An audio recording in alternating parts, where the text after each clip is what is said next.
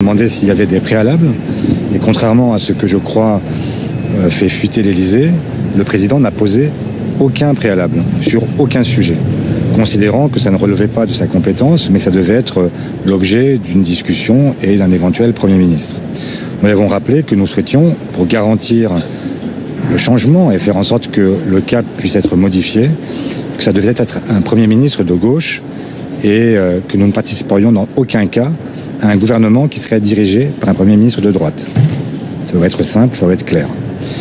Enfin, nous avons évoqué le fait que la discussion ne se limiterait pas au seul Parti socialiste. Nous sommes dans une coalition, le Nouveau Front Populaire, et que donc nous souhaitions que le chef de l'État engage des discussions avec toutes celles et ceux qui sont volontaires pour cela. Et donc il s'est engagé auprès de nous à appeler dès aujourd'hui les 3 autres formations du Front Populaire pour leur proposer d'entrer en discussion avec elles aussi.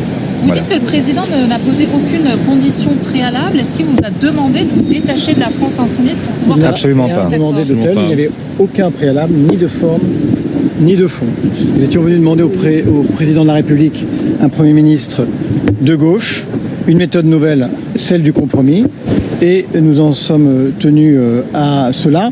Le président de son côté, je vous le répète, n'a posé aucun préalable, ni de forme, ni de fond, et il a accepté de recevoir toutes celles et tous ceux qui ayant participé au Front républicain et le demander, l'accepterait. Voilà. Est-ce que vous répondez à Jean-Luc Mélenchon qui dit il y a une heure que la France insoumise n'a donné aucun mandat au Unifor, ni pour aller seul à cette rencontre, ni pour négocier un accord pour faire des concessions réciproques à Macron et LR.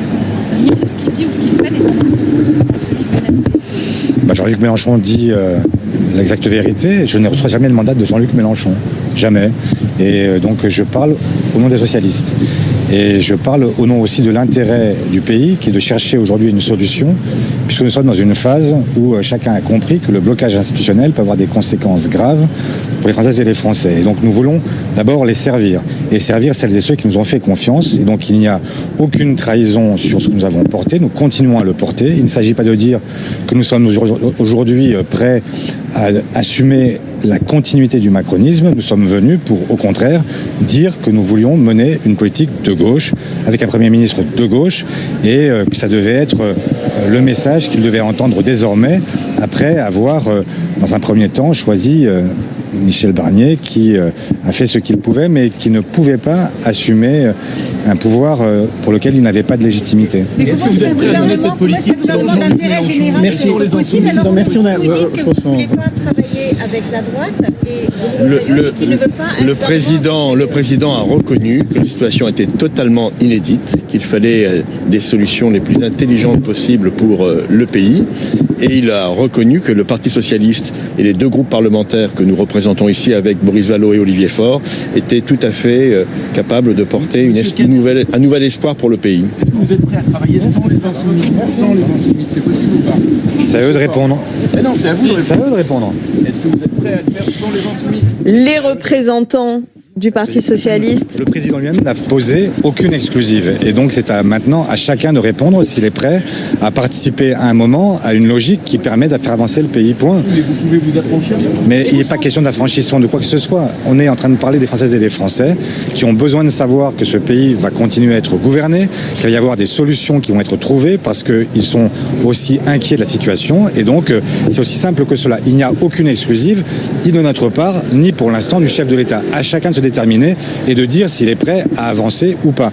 La logique pour nous, ça a été dit par Boris dans son discours, mais Boris il est parti prendre son train, mais ce que Boris a dit l'autre jour, c'est qu'il y a le choix entre les grands discours et rien, et au contraire, le fait de pouvoir obtenir des avancées, des victoires, même si on n'obtiendra pas tout ce que nous souhaitons. Voilà, donc c'est le dilemme qui est face à chacun, et maintenant à chacun de se déterminer aussi. Et donc nous sommes, prêts à prendre nos responsabilités, mais pas à n'importe quel prix, ni à n'importe quelle condition. Et nous n'irons pas nous fourvoyer dans un gouvernement de droite, ni expliquer que nous sommes prêts à assumer ce qui a été la politique conduite pendant 7 ans. C'est aussi simple que ça.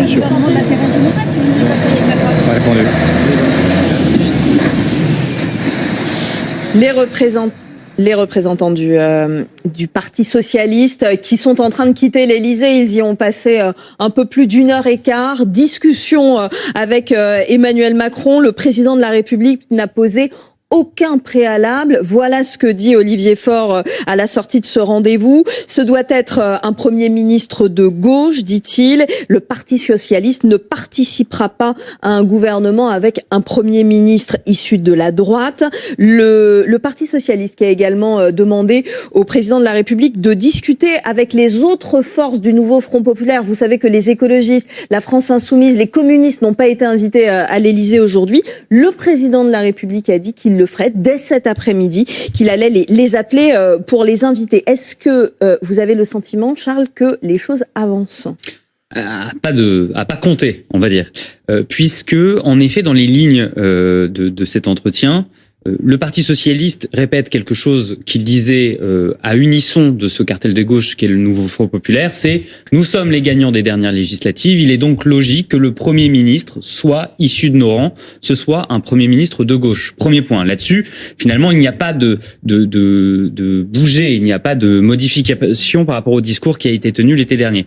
En revanche, là où il y a une évolution, c'est le Parti socialiste se dit ouvert, s'il se dit fermé de participer à un gouvernement qui serait dirigé par quelqu'un de droite, se dit ce qui semble être compris, c'est qu'ils sont ouverts à participer à un gouvernement. Il y aurait d'autres forces politiques, notamment issues de la Macronie, du camp du chef de l'État, et plutôt que rompre eux-mêmes leur alliance électorale avec la France insoumise, ils poussent la responsabilité du chef de l'État d'appeler lui-même les autres forces de gauche pour qu'elles se déterminent. Est-ce que oui ou non, elles seraient prêtes à participer à une majorité et a fortiori à un gouvernement qui serait dirigé par quelqu'un de gauche, dans lequel prendraient place aussi des membres de la Macronie.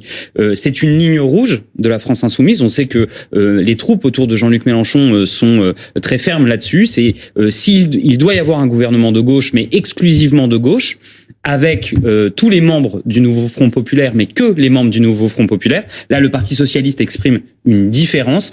La question doit être posée dorénavant aux écologistes et aux communistes. Ce qui est sûr, c'est qu'il y a une différence de position aujourd'hui entre le PS et la France insoumise, et dans ces conditions, il est très compliqué de voir quel sera l'avenir de leur cartel, leur alliance, le nouveau Front populaire.